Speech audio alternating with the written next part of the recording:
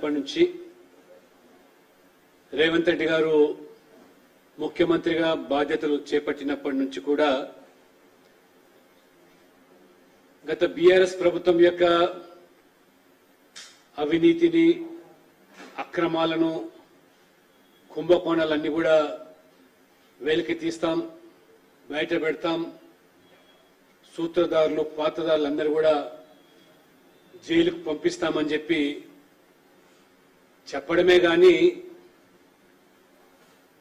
పూర్తి స్థాయిలో ఈ ఒక్క అంశం మీద కూడా నిబద్ధతతో విచారణ జరిపించి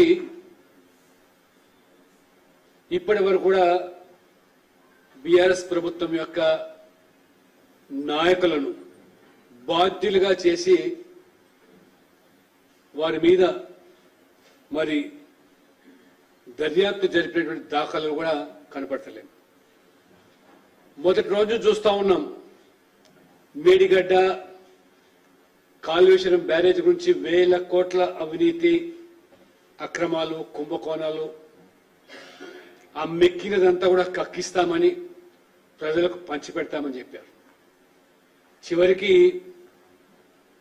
మరి రిటైర్డ్ జస్టిస్లతో దర్యాప్తు విచారణ చెప్పి దాన్ని అటకెక్కించేశారు. ఆ తర్వాత ధరణి మీద కూడా కొన్ని లక్షల మంది వాళ్ళ యొక్క భూములన్నీ కూడా ప్రభుత్వం అందులో అధికారులు బీఆర్ఎస్ నాయకులు అన్యాక్రాంతం చేశారని, పేదల భూములు లాక్కున్నారని చెప్పి ఒక ప్రత్యేకంగా ఒక కమిటీ వేసి విచారణ జరిపిస్తున్నామని చెప్పారు. లక్షల సంఖ్యలో దరఖాస్తులు కూడా వచ్చాయి. ఆ రకంగా బీఆర్ఎస్ నాయకుల యొక్క భాగవతం బయట పెడుతున్నాం, భూముల కుంభకోణం అన్నారు. ఇంతవరకు కూడా ఒక్క దరఖాస్తు మీద కూడా పూర్తి స్థాయి చర్యలు తీసుకొని న్యాయం చేసిన దాఖలాలు లేవు.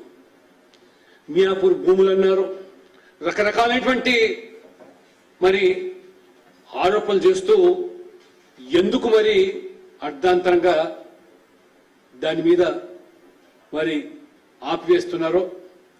డ్రగ్స్ మాఫియా అన్నారు, పతాక శీర్షికల్లో వార్తలు పత్రికల్లో. ఈ రకంగా కొత్తగా ఇప్పుడు తెర మీదకి ఫోన్ ట్యాపింగ్ వ్యవహారం. ఈ ఫోన్ ట్యాపింగ్ వ్యవహారంలో కూడా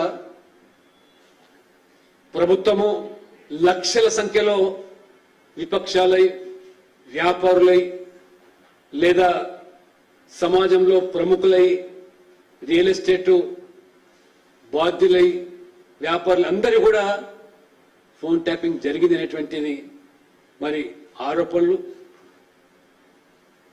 ఒకవైపు పోలీసులేమో ప్రభుత్వం చెప్పితే చేశామని